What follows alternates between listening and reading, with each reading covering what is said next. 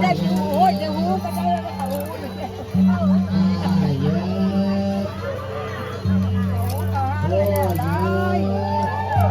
ถามว่าถือเลข400 ล้านมันก็สิทำกันว่านข้าวสารพร้อมนะระหว่างที่ย่างไปก็ได้โอ้เยอะเยอะโอ้เยอะตาเยอะโอ้เยอะตาเยอะโอ้เยอะตาเยอะเรียนถ้าว่าเก็บเอานี่เข้า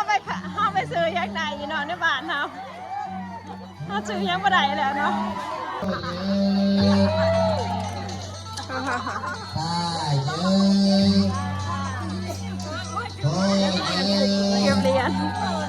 เก็บเหรียญถ้ามาซื้อได้บ่ได้บ้านเขาซื้อบ่ได้พี่เนาะ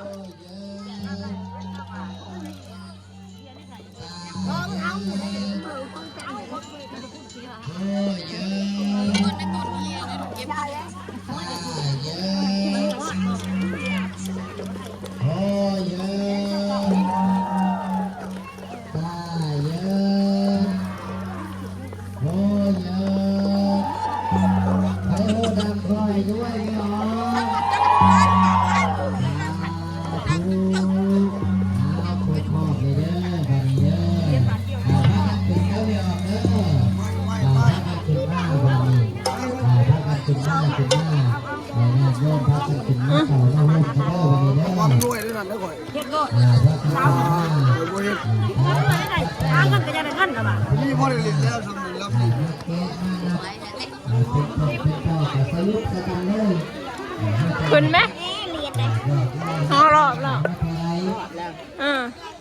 แล้วก็ต้นคือจะตักห่อแห่เรียบร้อยเลยนะฮะก็สิขึ้นนะบัดนี้ห่อแห่3 รอบเนาะเรียนข้าวหวานอันนี้เป็นเรียนจากคนไทยเนาะพี่น้องจะมาคนเกณฑ์คนนอนพักอยู่นี่เนาะค้างคืนเลยเพื่อที่จะมาทอดต้นแห่ต้นเนาะแห่แล้วตั้งบานแล้วคนก็สิเมื่อเนาะเรียนนะสิเรียน1 บาทเลยเนาะเก็บเอาถามว่าซื้อของในวันถ้าในวันซื้อบ่ได้เนาะเป็นเหรียญซื้อบ่ได้ได้พี่น้องถ้าว่าเป็นแบ่ง20ขึ้นไปสามารถแลกซื้อได้เนาะแต่เหรียญเนี่ยเขาบ่ได้ใส่กันเนาะในบ้านเนาะมาขึ้นเทิงก็เลยเป็นเนาะบัดนี้พอขึ้นมาเทิงแล้วเขาก็สิทำการแกะเงินเนาะแกะเงินออกจากต้นแล้วก็รวบแล้วก็นับเบิ่งว่าได้เท่าไหร่นะพี่น้องเขาจะทำการไปแบบสร้างว่าต่อนะพี่น้องชาวบ้านเฮาพากันมาต่อยอดเด้อไม่ออกเด้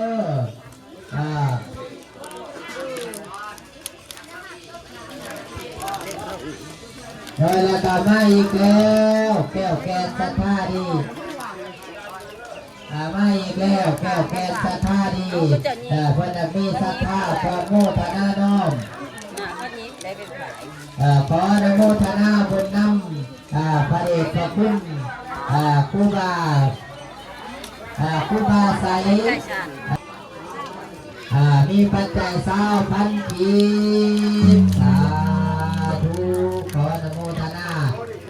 แม่ดึงอนุโมทนาบุญนำศรัทธาครอบครัวของแม่ซีเรียนพร้อมครอบครัวรวมต่อยอดสาธุขออนุโมทนาเอามาเด้อศรัทธาพี่น้องเด้อมาต่อยอดเด้อแห่บุญถอดต้นได้พี่น้องคนไทยมาถอดต้นมอบต้นอยู่ฟังลาวเฮาเนาะแห่ต้นตักบาทเรียบร้อยเพิ่นก็สิเมื่อเนาะจากเก็บเรียบร้อยแล้วก็ได้สาธุขออนุโมทนา9,000 กีบสาธุและกระตาว่าด้วยศรัทธาของพ่อของแม่ทันตาลี ลีมีปัจจัยเศร้าบันกีสาเด้อแมวบ้านเฮาสู่ต้นเนาะเป็นยังไงกะยาเด้อแล้วคอยกะอุ่นใจน้ำไทยเจ้าได้แมวคอยกะอุ่นใจน้ำไทยเจ้าไทยเจ้าผ้าคอยดูน้ำคอยเป็นยังไงกะสู่ไปน้ำกันแต่แมวบ้านเฮาคอยว่าได้ได้ก็ว่าได้นั่น ผ้านี่คือสันเรียบร้อยได้พี่น้องเฮาก็เลยอันนั้นเฮากินอยู่ พากันสู่ไปน้ำกันสู่ไปใส่สลับพัน อยากพอดแกงเพิ่นแจกเสื้อผ้าพร้อมด้วยจ้ะก็มาแจกเสื้อผ้าพร้อมเนาะบ่ได้อยากได้ก็ไปยิบไปเลือกเอาเด้อ ปีใหม่เมื่อหน้าเจ้าเดือนสลงวัดคอยดูมันทรงคงเขตตกให้ย่อยไปแล้วเนี่ยเอาบัดนี้เข้าสู่พิธีซะพอเป็นการศึกษาเสียเวลา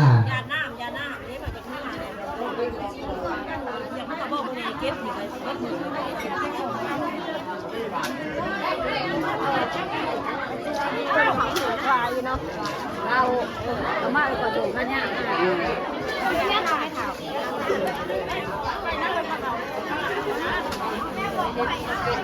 ไปซึ่งพิธีถวายกันเนาะ ส่งผ้าเทป เป็นทั้งหน้าที่เฮาที่พร้อมกันอุทิศให้ดวงวิญญาณของพระเดชพระคุณพระทานสอนและก็พระทานจ้วงเนาะผู้มีบุญคุณประวัติว่าศาสนาของพวกเฮาน้ำไม่ออกเข้าสู่พิธีเด้อบัดนี้เด้อ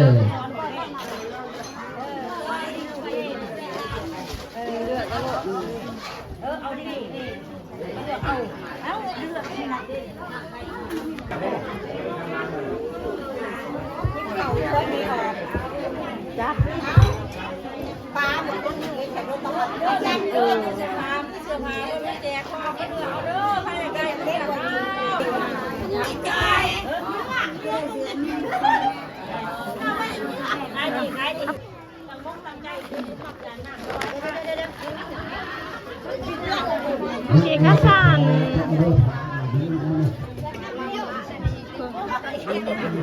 นี่เป็นเสือเลยนี่ฮะเสือ